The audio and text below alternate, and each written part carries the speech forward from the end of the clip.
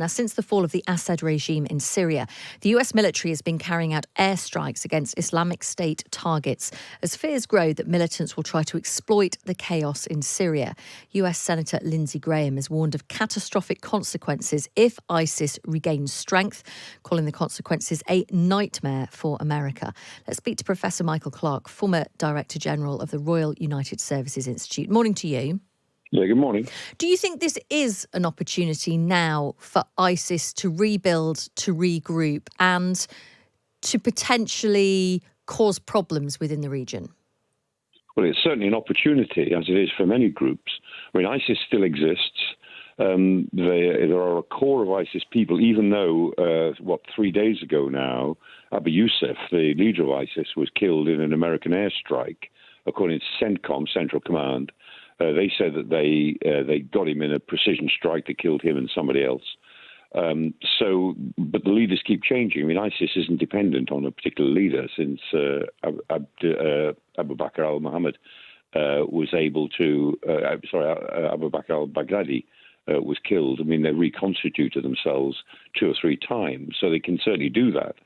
Then they exist elsewhere, of course. I mean, ISIS have made quite big inroads into Libya. Where there's a lot of ungoverned space, and that's how they operate. So yes, they can certainly do it. The most significant threat is that there are, according to CENTCOM, there are 8,000 ISIS prisoners held mainly by the Kurdish group, the SDA, in northern Syria. And the SDA are being targeted by Turkey. They're being supported by the United States.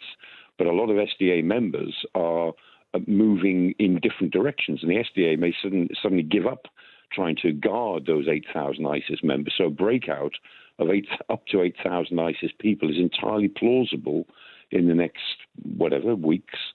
And the United States is very worried about that because although it's got a powerful air arm in CENTCOM, it doesn't have enough boots on the ground or the motivation at the moment to try to stop it. So if there were a breakout, then ISIS would be in business again, certainly in eastern Syria, around Deir ez-Zor, which is where Abu Yusuf was targeted. And presumably we have to think about this as well within the context of Donald Trump coming into the White House and whether he would want to maintain the numbers of US troops who are there. I mean, there was some suggestion that there were only around 900 US troops supporting the SDA. But on Thursday, they clarified there's actually 2,000 troops stationed in Syria, so far more than was thought, but still not a huge number. No, it's all in penny packets. There's 900 down in the main base, right on the border of Syria and Iraq, and they sit on that border area, which is, again, for base for operations. And they've got other penny packets. They've got lots of troops in the region. I mean, there's about 40,000 US troops in the whole region of the Middle East, in the Gulf countries and so on, in Jordan and in other areas. So there's a lot of troops they could devote to it, but it seems to go against all Donald Trump's instincts to use them as boots on the ground to fight a counterinsurgency campaign. So if ISIS are able to keep reconstituting themselves, and if the people in the camps break out in any significant numbers, then it seems very unlikely that the United States would try, in a sense, to round them up. Mike Kurilla, who is the leader of CENTCOM, he's the commander of CENTCOM, he certainly has the appetite to fight them but from the air, so there'll be a lot more bombing attacks. And there's been a lot more. I mean, they've run dozens and dozens of attacks, not 2 or 3. On the first night of attacks, they ran, I think it was somewhere like 70 or 80 attacks, because they went with all of their intelligence and they attacked everywhere they knew that ISIS operatives might be. They could keep on doing that, but you can't really prevent a group from coming together only with aerial action.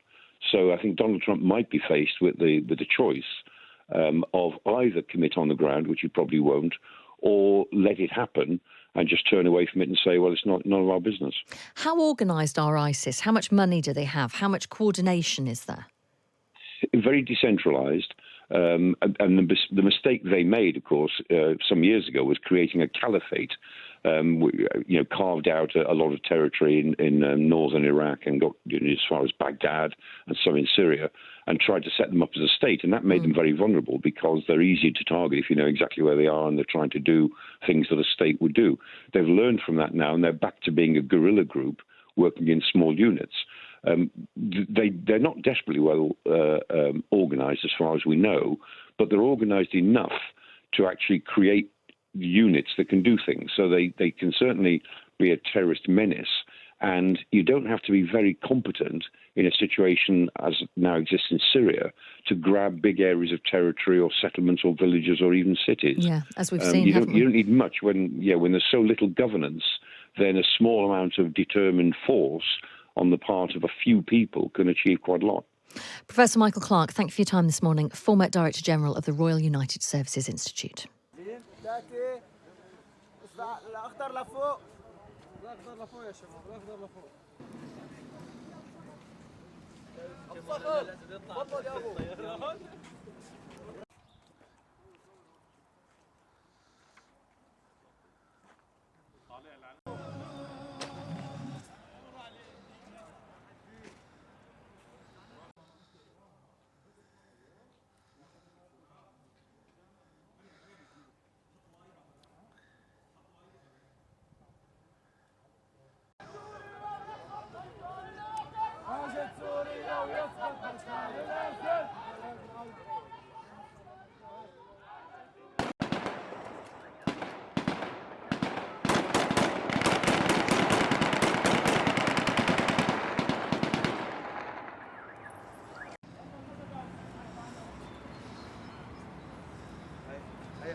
يا محمد وين هدول؟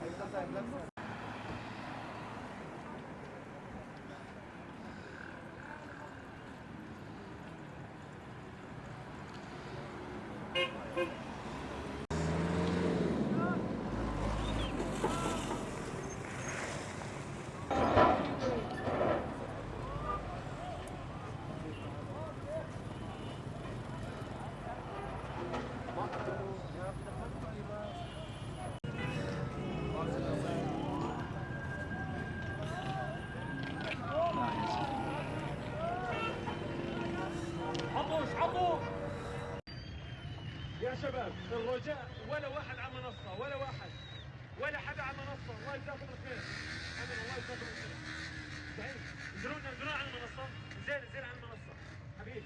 انزل على المنصة. انزل. معاذ هادي شاور عدية.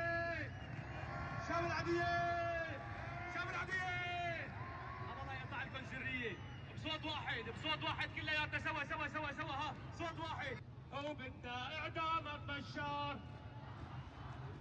بنعيد كلياتنا سوا. شام العدية. بدي اسمع صوت اللي هون. شام العدية. سوا كلياتنا سوا. لك يا بشار. ماني سامع صوتي وصل على روسيا لعند بشار. لك يا بشار. يا مرق عجيب. لك انت حمار ولا طبيب؟ شو ما صار؟